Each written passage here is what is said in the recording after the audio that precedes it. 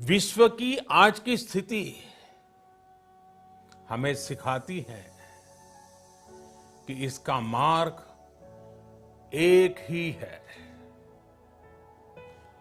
आत्मनिर्भर भारत। अब हमको समझ में आया ये बात कि हमारे माननीय प्रधानमंत्री श्री नरेंद्र मोदी जी हमें आत्मनिर्भर बनने की सलाह क्यों दे रहे थे। क्योंकि उन्होंने पहले से ही यह नीति तय कर रखी थी कि लोगों को रोजगार नहीं देने हैं, बल्कि लोगों के रोजगार छीनने हैं और भारत को संपूर्ण आत्मनिर्भर बनाना है। तो ये बात हम लोगों से पहले ही क्लियर बोल देते ना, बेकार हम सरकारी नौकरी के पीछे माथा खपा रहे थे, अपना कीमती समय और पैसा भी बर्बाद कर रहे थे। अब कुछ लोग कहेंगे ये तो चमचा है, मोदी जी का विरोध कर रहा है। अरे ऐसा कुछ नहीं है भैया, हमने तो कभी सोचा भी नहीं था कि हम भी कभी मोदी जी का विरोध करेंगे। पर क्या करें, अभी देश का जो हालत है उसको देखकर आदमी कितना दिन चुप बैठेगा जी। अब बताइए हमको, लोकतंत्र जनता के लिए, जनता के द्वारा, जनता का ही शासन है। और जब भी जनता के खिलाफ कुछ भी ऐसा होगा तो जनता चुप नहीं बैठेगी। हर बार इसी तरह जन सैलाब उठेगा, फिर चाहे सरकार जिसकी भी हो।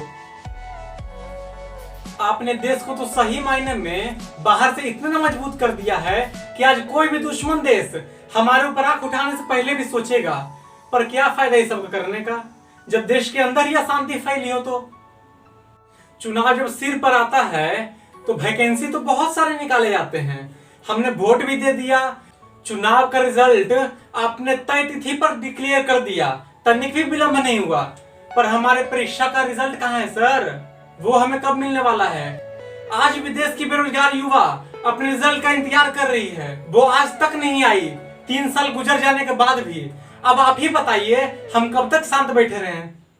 अब बहुत बेटे चुपचाप, क्या घंटे का इंसाफ, देश कैसे होगा साफ, इनकी नीयत में है दाग, सिर्फ करते रहेंगे बात, अलग शक्ल वही जात, वोट मिलने पर ये खास, फिर गायब पूरे साल। आज इतनी महामारी में भी आप जेईई और नीट का एग्जाम पोस्टपोन नहीं करते हैं। चलिए कोई बात नहीं है, मैं इसका समर्थन भी करता हूँ कि पोस्टपोन नहीं होना चाहिए एग्जाम, पर सेंटर का तो ख्याल किया होता सर आपने।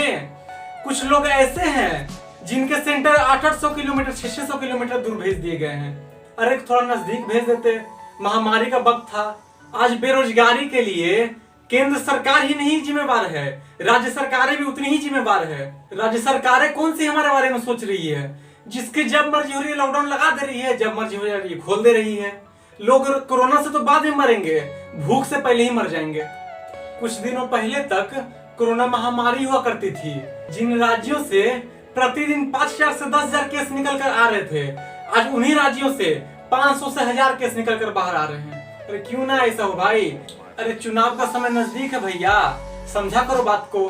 अगर कम आंकड़े नहीं दिखाएंगे तो रैलियों में सोशल डिस्टेंसिंग की धज्जियां कैसे उड़ा पाएंगे।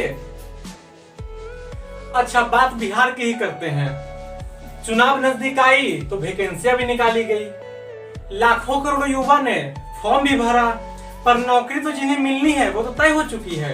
अरे भाई 5G का जमाना है, समझा करो बात को। खैर छोड़िए, इस पर मैं कुछ ज्यादा नहीं कहूंगा।